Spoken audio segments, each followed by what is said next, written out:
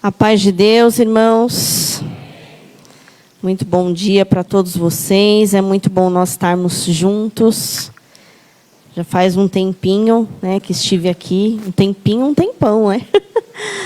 Da última vez eu estava um pouco mais fofinha, digamos assim. Estava gestante do João Paulo, né? E foi muito bom, foi uma bênção e é sempre uma alegria estar com vocês, apesar da distância, de nós não estarmos aí mais vezes tão próximos, mas espiritualmente no coração nós temos um carinho especial por vocês. Então, para nós é uma alegria.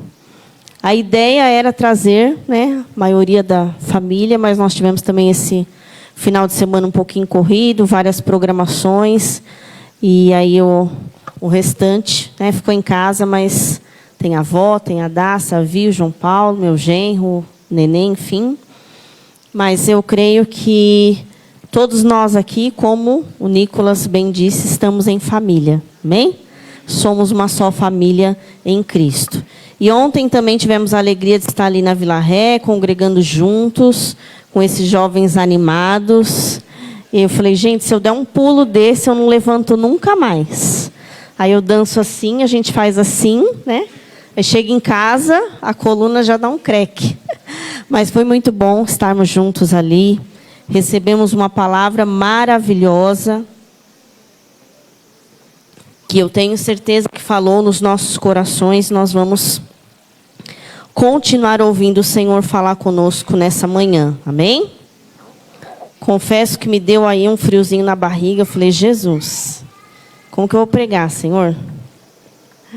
Evangelista Carlos tem mestrado, doutorado, PhD ainda. Pastor Cláudio, pelo amor de Deus. Mas eu creio que Deus vai falar conosco, talvez de uma forma simples, mas profundamente. Amém? Brincadeiras à parte, eu gostaria de ler com os irmãos. Nós vamos em Mateus, depois vamos para outro texto, tá bom?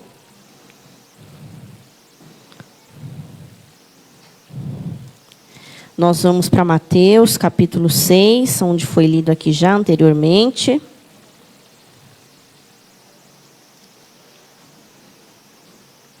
A nossa oração modelo, né, o Pai Nosso.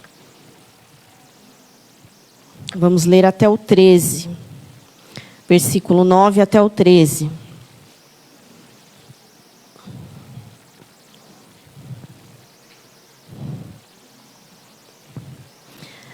Evangelho de Mateus, capítulo 6, versículo 9 até o 13.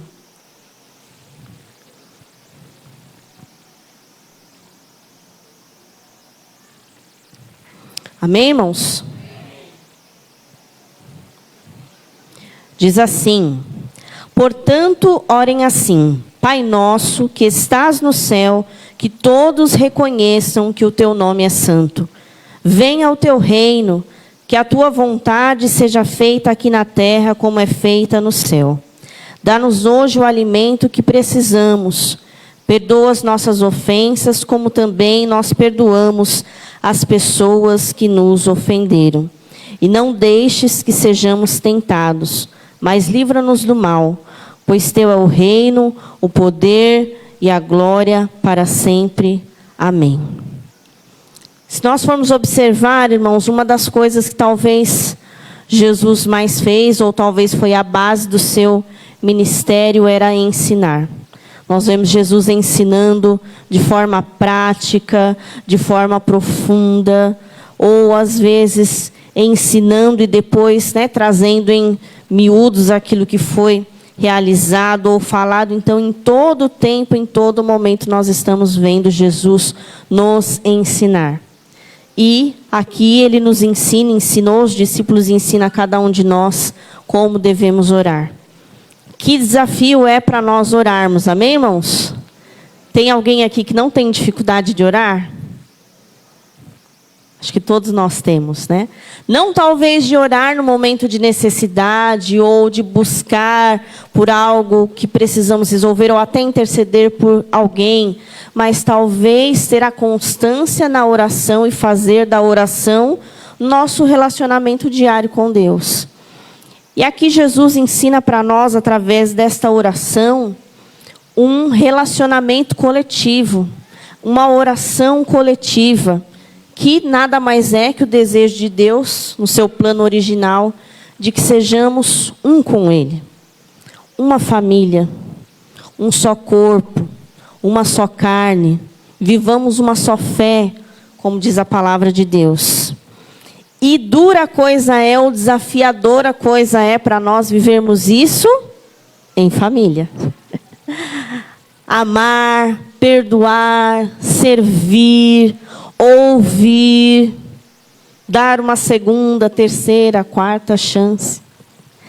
Se nós olharmos para isso e pensarmos, mas em algum momento eu me esforço, ou em algum momento eu busco e eu quero viver, não só fazer essa oração, mas viver aquilo que Deus diz para nós, conhecer a sua vontade, viver santificando, exaltando o seu nome, viver parte desse reino, que esse reino se estabeleça e que eu seja parte também desse reino, viver essa prática constante do perdão, liberando o perdão e sendo perdoado. Mas nós precisamos trazer isso para o nosso dia a dia, para o contexto da nossa família. Precisamos trazer isso para a nossa família, porque de fato é o lugar onde nós somos treinados diariamente a sermos mais parecidos com Jesus. Somos desafiados todos os dias a colocar a nossa fé em ação. Somos desafiados todos os dias a pedir que o Senhor, que se revelou através da sua palavra para nós, se revele no nosso dia a dia. Através das lutas que vivemos, das enfermidades, dos desafios e de todas as coisas que cada um de nós vive enquanto família. Como é bom nós estarmos aqui, né? Como já foi ministrado no começo, orando, louvando, adorando em comunhão. Mas precisamos também sentir no nosso coração esse peso da intercessão por famílias que talvez não estejam neste momento, como vemos ali no Rio Grande do Sul, podendo desfrutar dessa comunhão, podendo desfrutar dessa alegria de estarmos juntos, independente, né, se a nossa família física está aqui ou não, mas enquanto corpo de Cristo. E hoje de manhã, antes de vir para cá, estava ali me organizando e eu orei, eu falei, Senhor, obrigado. Obrigado pelo meu lar. Obrigado pela minha família.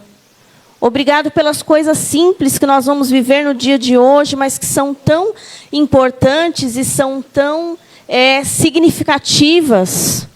Talvez você sentar ali com a sua família de manhã, tomar um café com leite, um pão com manteiga, trocar algumas palavrinhas, pegar a sua marmita e trabalhar. Que coisa simples, mas que coisa tão importante e tão profunda no nosso dia a dia. E quando nós não temos, quando nós perdemos, de fato, nós reconhecemos o grande valor que isso tem. Amém? Estamos aí numa pequena introdução. Então, eu, como uma boa aluna, discípula, vou seguir aqui um pouquinho daquilo que foi orientado para nós. Depois a gente vai entrar num outro momento. Amém? É importante que nós tenhamos também essa disposição de viver isso no nosso lar em adoração. Como foi bom nós sermos ministrados ontem naquela palavra a respeito da mulher samaritana. Das suas necessidades básicas, ir até o poço, buscar água, porque certamente no seu dia a dia ela necessitava. Das suas necessidades emocionais, abrir o coração para Jesus e falar dos seus relacionamentos, né, daquela situação ali que nós não sabemos ao certo, mas não era uma mulher que estava com um relacionamento bem estabelecido, certamente tinha necessidades emocionais, e chegar ao nível mais profundo daquilo que ela poderia ansiar ou ter de conflito no seu coração. Saber de fato quem adorar, e saber de fato aonde adorar. E a nossa vida, ela é basicamente em torno disso, gira em torno disso, irmãos. Nós somos adoradores em essência. E se nós não tomamos cuidado, mudamos o foco da nossa adoração.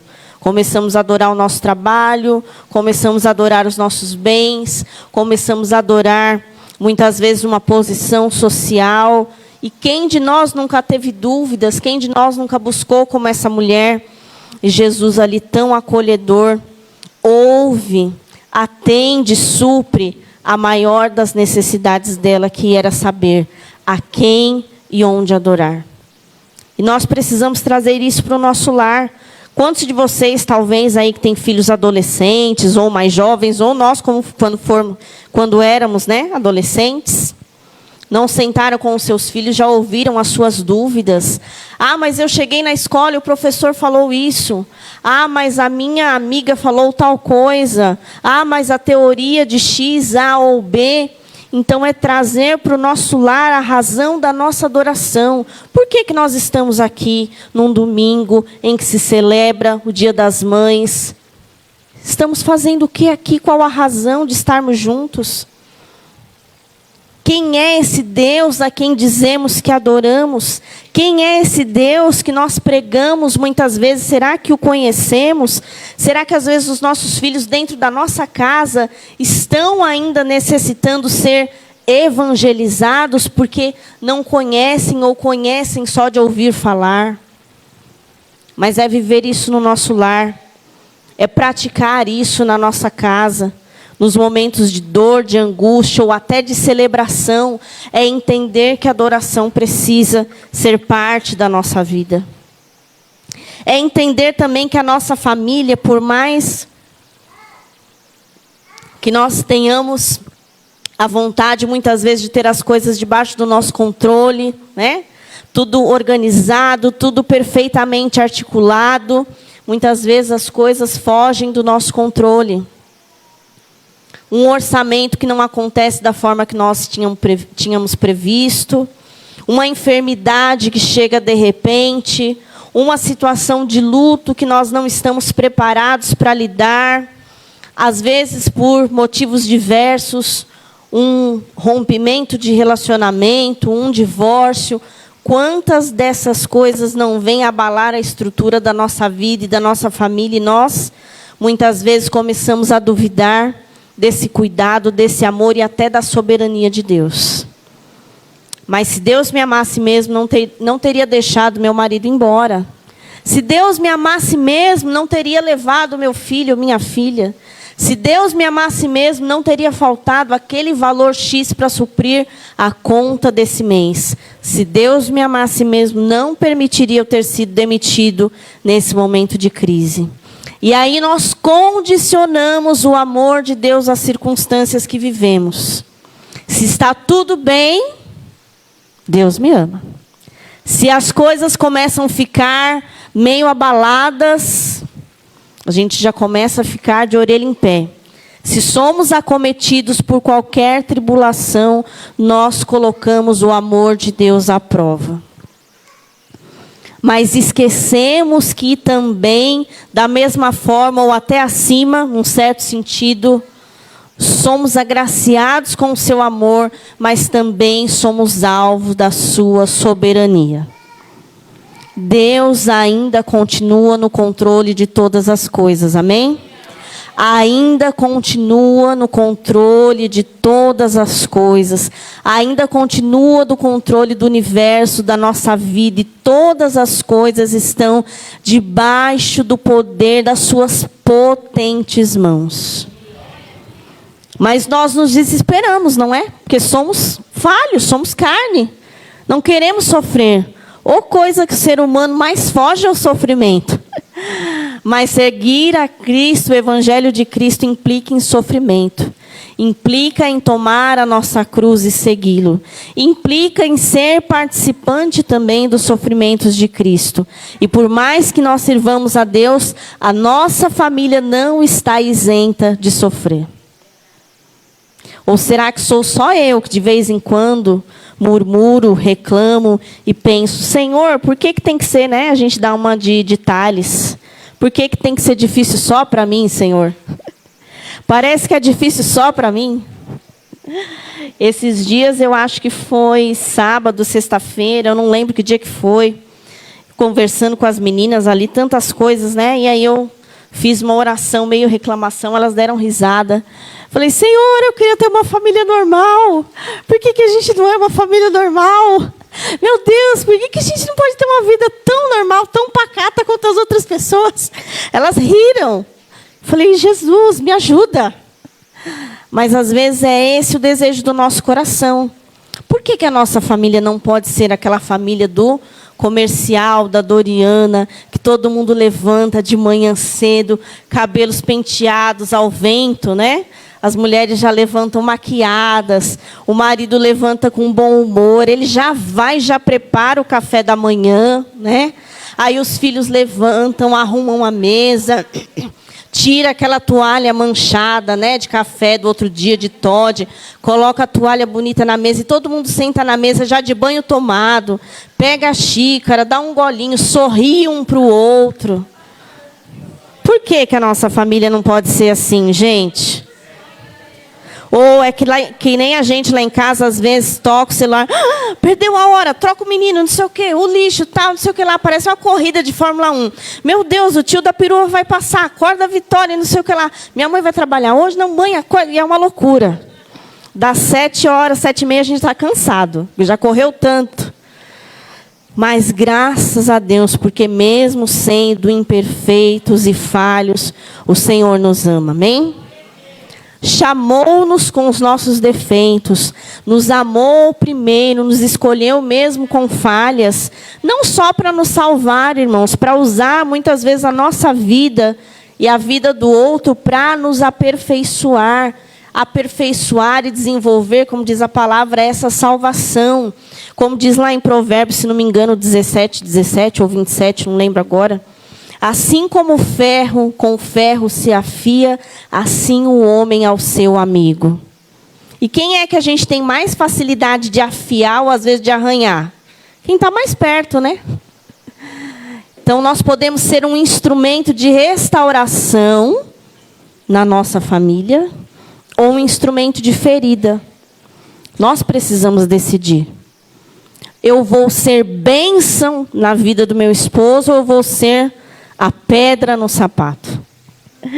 Eu vou ser um Moisés na vida da minha esposa, vou ser um libertador, um intercessor, um provedor, ou eu vou ser um faraó, tirano? O que nós vamos ser? Nós vamos ser aquele filho lá em Provérbios que dá alegria, ou o filho que dá tristeza e que despreza a orientação e a correção do seu pai e da sua mãe? Então, da soberania de Deus, nós não podemos escapar, e bendita e glória a Deus seja essa soberania que dirige todas as coisas na nossa vida. Amém? Precisamos também, um ponto importante, não esquecer da necessidade de santificar, como já foi falado aqui, o nome do Senhor no nosso lar. Nós não vamos citar, mas eu tenho certeza que vai vir à sua mente agora, pelo menos 1 ou 2 nomes de homens, mulheres, jovens, adolescentes, enfim, no meio cristão, no meio gospel, que são homens ou mulheres de Deus, enfim, que nos últimos meses ou anos têm caído, causado escândalo, pecados na área da sexualidade, desvios financeiros, e às vezes famílias inteiras, igrejas inteiras são atingidas porque não houve esse cuidado de guardar primeiro a nossa vida, né, irmãos? A nossa vida de comunhão com Deus, a nossa santificação diária, né? Igual o banho, a gente não toma banho todo dia? Em tese, sim, né? Não precisa levantar a mão, não precisa se manifestar nesse momento. Mas, teoricamente, né? Em teoria, deveríamos tomar banho todos os dias. Então, é um momento em que nós vamos cuidar do nosso corpo, trabalhamos, enfim, vamos deixar o nosso corpo limpinho. Então, que bom seria que nós fizéssemos isso com a nossa vida diariamente. Senhor, som do meu coração, as palavras que eu falei hoje, as coisas que eu fiz, o que eu vi, ou o que eu ansiei. Senhor, me limpa, me lava, me purifica, e isso se estender para o nosso lar. Porque muitas vezes, irmãos, nós não nos perdemos, e nem a nossa família se perde lá fora. Ela se perde dentro de casa. Às vezes, como nós vimos ontem na peça, nós mulheres nos perdemos nos afazeres, né? Que a gente às vezes acha que é Mulher Maravilha, que é... Enfim, e a gente faz. Tem hora que a gente fala, meu Deus, não aguento. Mas talvez nós estamos, né, nos excedendo nas tarefas.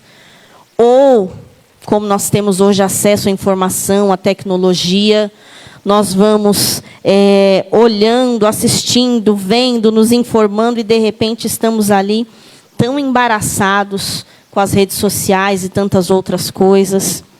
E a presença de Deus, ela vai se retirando de nós e do nosso lar. E a glória vai embora, essa presença tão maravilhosa que nós sentimos, que nós temos aqui nessa manhã, porque Deus é santo e Ele não vai habitar aonde a sua santidade não é preservada. E aí as coisas começam a virar um caos. Então nós precisamos buscar também resgatar essa cultura de santificar e reverenciar também o nome do Senhor em temor. Hoje nós temos uma banalização dessas coisas, né, irmãos? Antigamente eram só os não cristãos que faziam piada com as coisas de Deus, que faziam chacota com as coisas de Deus. Hoje são os próprios cristãos que fazem, né, de certa forma, humor, piada, brincadeiras, coisas que ofendem a palavra de Deus e a santidade de Deus. Será que Deus nos chamou para isso? Eu particularmente não vi. Se você já viu, me mostra que eu quero ver. Você já viu algum muçulmano fazendo piadinha lá com as coisas do islamismo? Se alguém viu, me manda o arroba aí, Instagram, que eu quero ver. Alguém que teve coragem aí de fazer alguma piadinha, né, com essas questões de guerra que estão acontecendo agora. Mas por que nós vamos perdendo, à medida que o tempo passa, essa reverência pela pessoa de Deus? Isso atinge a nossa vida, atinge a nossa família, e nós vamos vivendo um evangelho sem efeito. Não é que o evangelho perdeu efeito, mas perdemos o respeito, o amor e a reverência pelas coisas de Deus. Amém? E nesse sentido também, para compartilhar com os irmãos, eu queria contar rapidinho mesmo, um pouquinho da nossa história, pode ser? Vocês gostam de história? Eu não vou ser assim tão dinâmica quanto aquele professor, né, de ontem lá. E também eu sei que o Carlos aqui é um ótimo, né, professor. O professor tem uma dinâmica diferente. Mas é breve. E eu quero que você, se puder, abra comigo também a sua Bíblia lá no livro de Salmos. Capítulo 68, versículo 6. Livro de Salmos, capítulo 68, o versículo 6.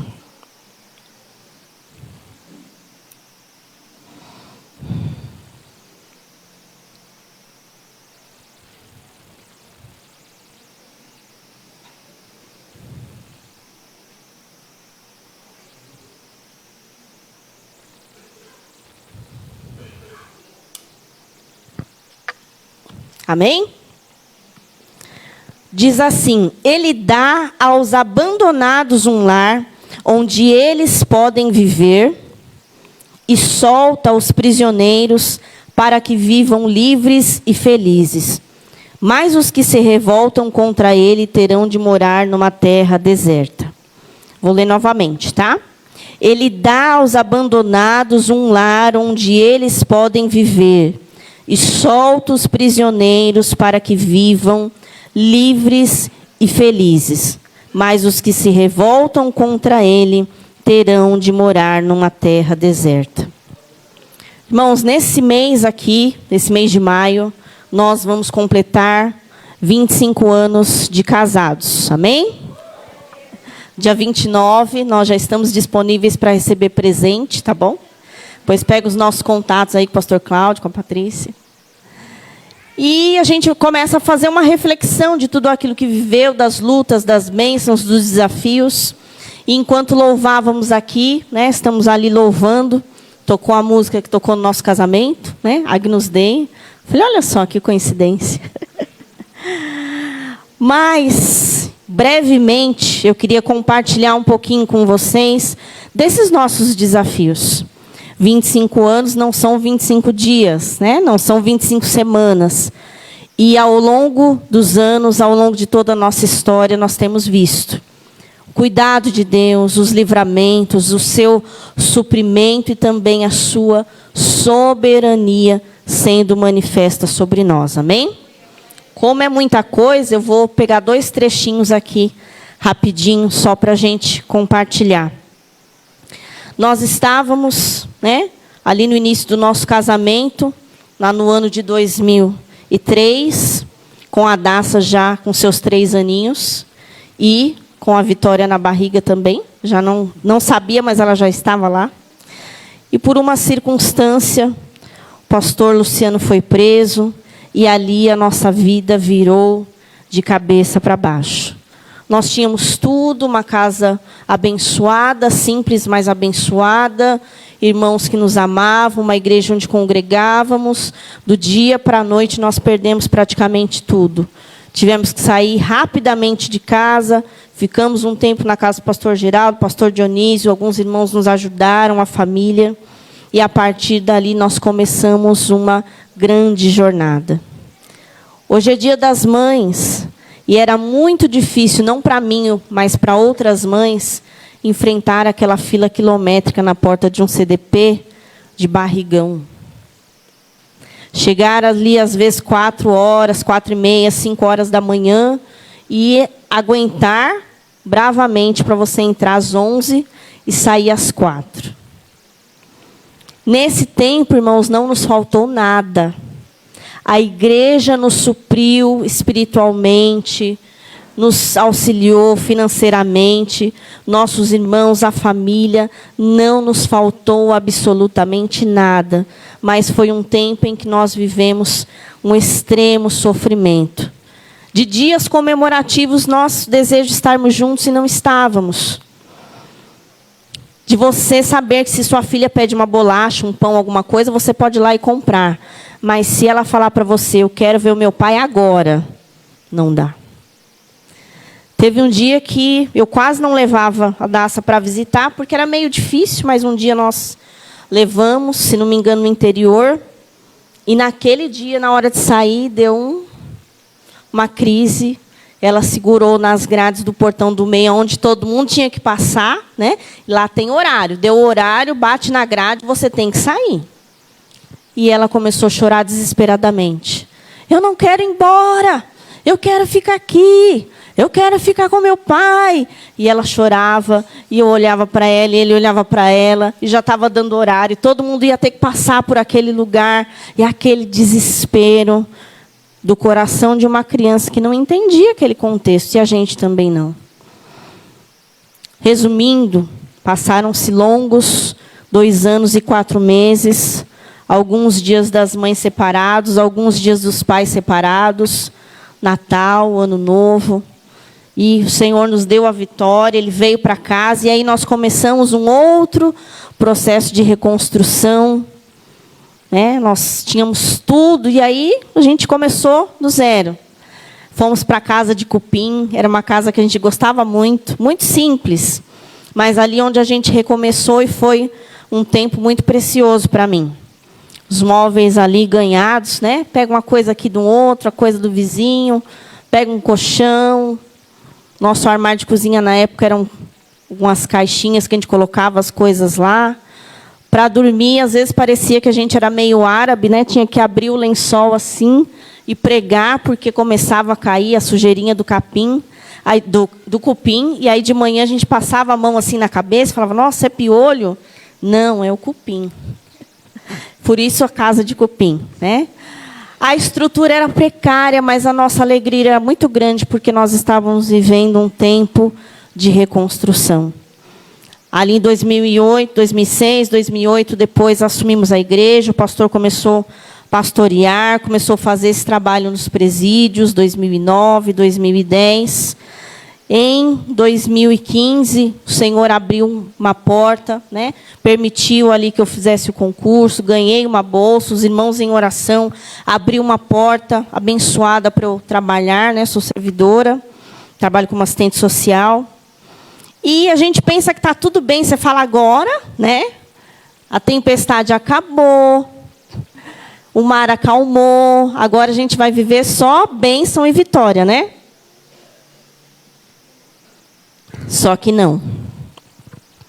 Em 2017, meu pai tinha vários problemas de saúde. Naquele ano, minha mãe ficou bem doente no começo do ano. Nosso foco ficou todo nela. Passado alguns meses, junho, meu pai passou muito mal em casa. O socorremos a tempo, mas ele faleceu. E aí nós experimentamos a dor do luto como nunca nós experimentamos na nossa vida. Alguém que faz parte da casa e você olha a casa vazia e você tem que se reorganizar, mas ao mesmo tempo tudo ali lembra aquela pessoa, você tem que se adaptar com aquela ausência, foi muito difícil para todos nós. Nós sofremos muito. Passado algum tempinho, 2018, 2019, Deus nos abençoa, nos dá uma grande bênção, uma grande alegria com a vinda do João Paulo. E aí a gente celebra, a gente comemora, a gente entende que mesmo em meio à dor, Deus traz para nós refrigério. Mesmo em meio à dor, Deus traz para nós alegria. E eu confesso, irmãos, que para mim foi muito difícil, eu sou filha única. E lidar com essa dor do luto foi difícil. E eu lembro que foi até um concílio antes de 2019. Eu estava com o coração muito triste. E aí, num dos momentos de oração, veio uma irmã e falou comigo, falou, olha, Deus vai te dar um presente para alegrar o seu coração. E nós desejávamos, né, ter aí mais um filho e Deus nos abençoou com a vida do João. E aí vem a pandemia. Nós passamos, todos nós. O pastor Luciano ficou muito doente, ficou internado, hospital de campanha. E aí a gente pensa, será que tudo aquilo que a gente viveu vai se perder agora? Será que tudo aquilo que Deus prometeu vai acabar agora? E foram 4, 5 dias ali, não me lembro exatamente, orando, intercedendo. E quando ele volta para casa, a gente tem até o vídeo guardadinho lá, o dia que ele volta, né? Entrando assim, o João dando tchauzinho pelo vidro, que não podia, né, chegar perto. Acabou de chegar do hospital. Mas nós vimos mais uma vez a mão do Senhor na nossa vida. Deus foi restaurando, Deus foi nos levantando e pensamos, agora, né, tá tudo tranquilo, vamos viver. As filhas já grandes, a mais velha começa a namorar. Vou casar, casa, não casa? Casa, vamos casar. Foi o casamento mais lindo que eu acho que eu já vi na minha vida. De princesa, não é porque é minha filha não, mas ela ficou uma princesa. Tinha umas criancinhas que chegavam e perguntavam para a mãe, mãe, ela está parecendo uma princesa da Disney, ela é uma princesa de verdade? Foi uma bênção, irmãos. Mas com quase 2 meses, mais ou menos, eles tiveram várias questões, enfim. O casamento não durou. E devido a todas essas crises, eu falo não para expor, mas eu falo para vocês entenderem que a gente passa lutas, né? Ela chegou até uma tentativa de suicídio. E para qual mãe, para qual pai que vê o seu filho ou sua filha numa situação dessa, você não tem o seu coração despedaçado?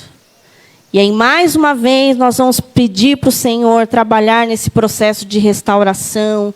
Volta para casa, fica conosco, que nós oramos. E eu confesso, irmãos, que aquele momento, né, talvez esses anos aí, 2022, 2023, foram os piores anos da minha vida.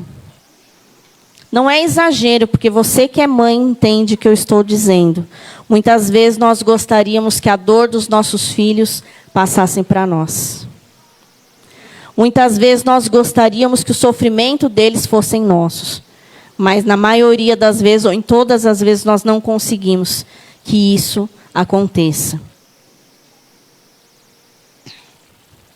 E em todas essas circunstâncias e lutas, Eu fui entristecendo, meu coração foi se entristecendo, e eu fui desenvolvendo um quadro de depressão.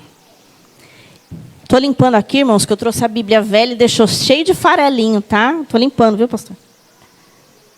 Eu não tinha mais vontade de congregar. Eu não tinha mais vontade de ir para a igreja. Eu não tinha mais vontade de arrumar a minha casa, de trabalhar, não tinha mais vontade de absolutamente nada.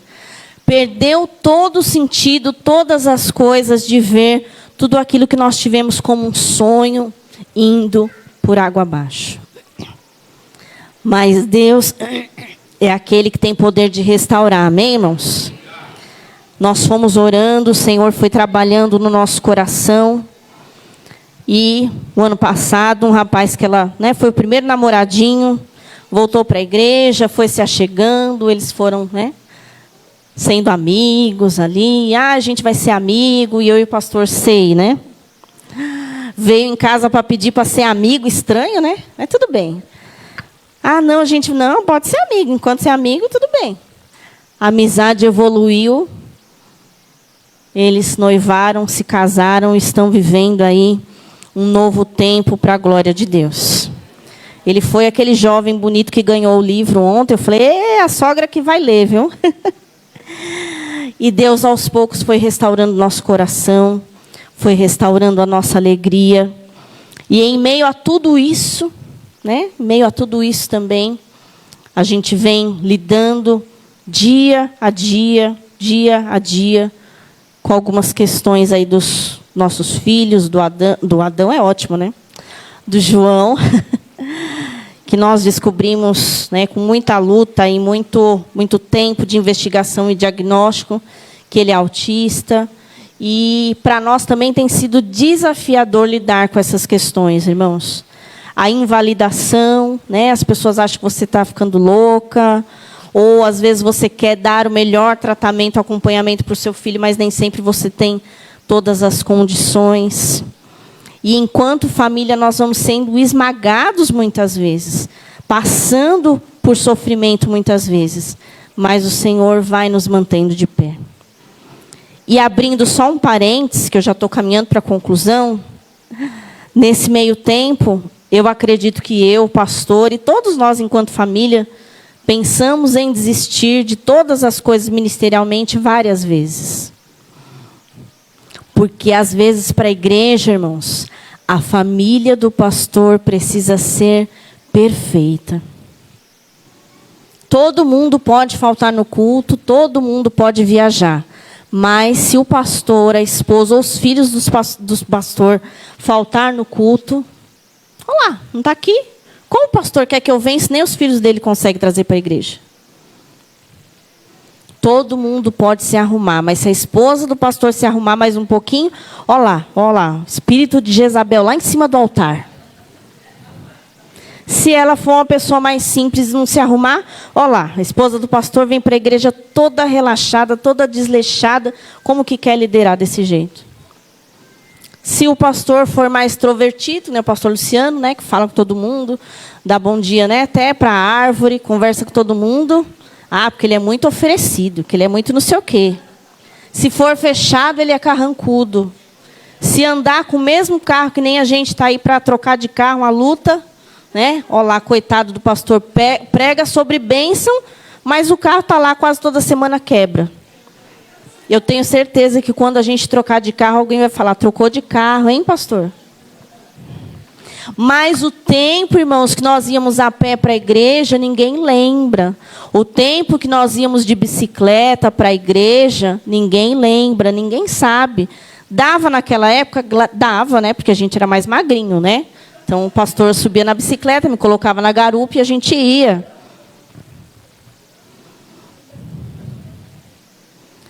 Ame a família pastoral.